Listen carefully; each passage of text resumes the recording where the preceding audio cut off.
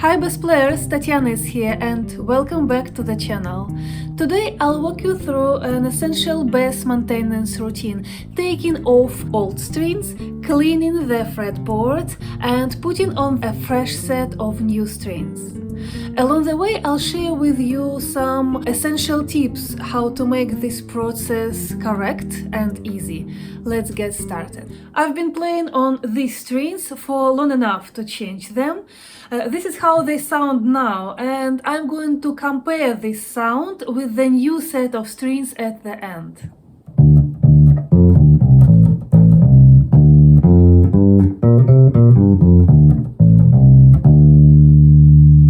Now it's time to remove the old strings.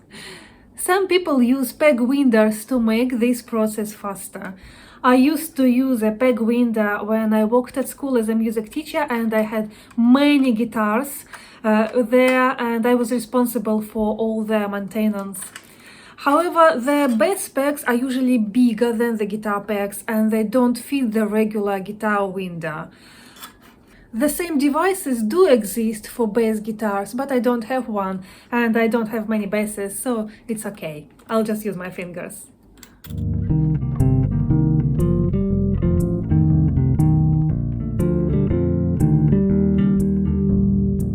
Next step is cleaning up the fretboard.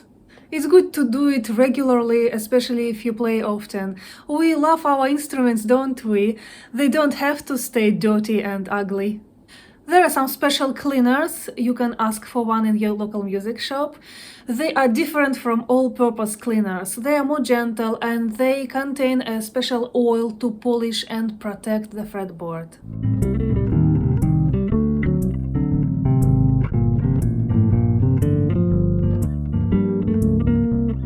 Take care of your fretboard and it will stay smooth, playable and beautiful for years to come. Not all strings are the same and they can change your tone pretty much. Usually bass players have their own preferences on what strings they like more. For example, they can be nickel or steel, different diameters, and they can be round wound, half round or flat wound, and of different brands. If you are a beginner, often it takes time to find out what strings are the best for you, and you need to try the different ones to figure out what you like more. I have a short scale bass with 4 strings, and for this instrument and for my playing style, my choice is usually nickel round wound strings with the size 45 for G. I'm not advertising a brand here now, and actually strings with these characteristics can be produced by many brands.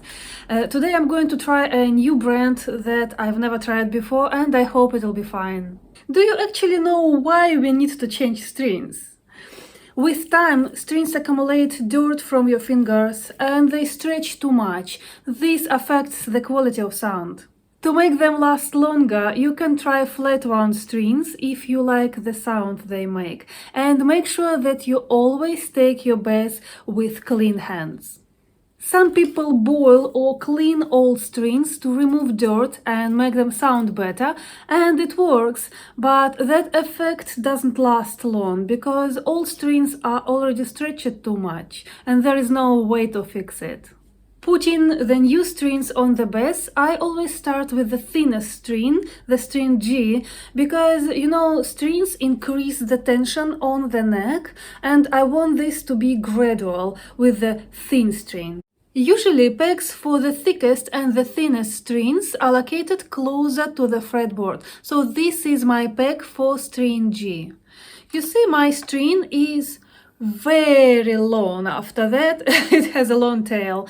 I need this tail to be long enough for 2 or 3 wraps around the peg. I don't need the whole tail, so I'm going to cut it.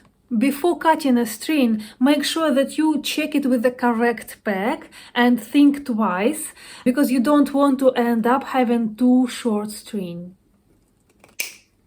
Usually pegs on basses have holes to hold the end of the string, and mine is here, right at the center.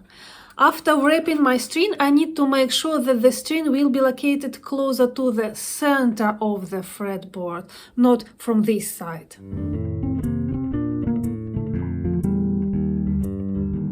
The next string is D, and the process is pretty much the same.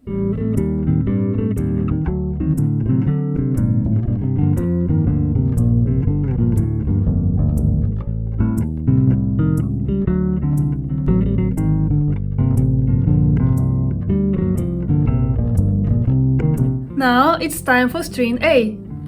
Such a big violin I have. The thick strings usually have the place where the thick winding changes to the thinner one. It's made this way to make it easier to put them on bags and to protect the stability of the string winding. Some people recommend that you don't cut the string on the thick part and you need to cut it only here because you want to make sure that the stability is okay. But actually I've cut the strings on the thick part as well, and I haven't seen any bad consequences of that, so it's up to you. The only one but pretty significant bad thing can happen if you cut a thick string at a thick section. You might not be able to put that thick end through the hole in the peg. Sets of strings for short scale basses exist, but I often don't bother and just grab a set for full scale bass and cut it. I will cut this string, the string A, on the thin section, but I'll probably need to cut the string E on the thick section. We'll see.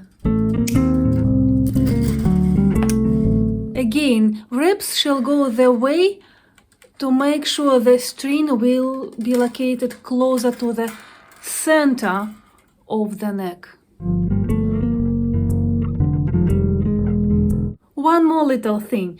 This is my first rep on the peg, and every next rep of the string needs to be located down from it and closer to the instrument. Just one more string left. Okay, now the moment of truth, where I will need to cut this string. So this is my peg, it's here, and this is the end of the string. Here the thick section ends and the thin section starts. In this case, I probably can cut it on the thin section. You know, if I leave too much of the thick string, it would be difficult for me to make reps on the peg. So I don't want it to be too long. Yeah, it's just right. Now it looks like this. All the strings go from the pegs to the center of the bass, here, not on the other sides of the pegs. Along the way, I've noticed a little problem with my bridge. You see, the strings are on the different height above the body, but it's actually very easy to fix with this little tool.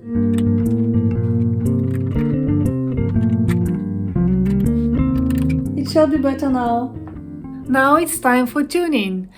New strings usually need time to stretch enough and settle down on the instruments to be able to hold the pitch. That's why I do not recommend you to put the new set on right before a band performance or a gig. Do it at least a few hours in advance. Make sure to tune up to pitch, not down, for more stable tuning. If you made the pitch too high, put it down lower than your intended pitch.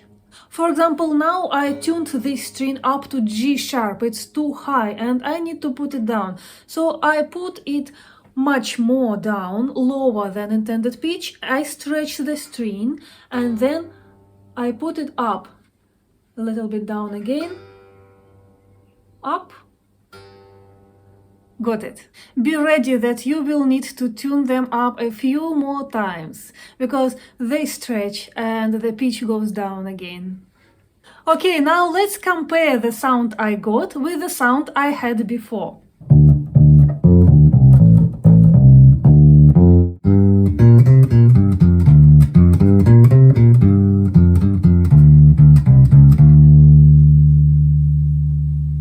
Did you notice the difference? Those are my steps for regular bass maintenance. Remove strings, clean your fretboard, choose the right set of strings, install and tune them properly. These steps will keep your bass looking and sounding great. If you found this helpful, hit that like button, share it with your fellow bassist, and let me know in the comments what maintenance tips you would like me to cover. Don't forget to subscribe for more bass content. See you next time and keep grooving!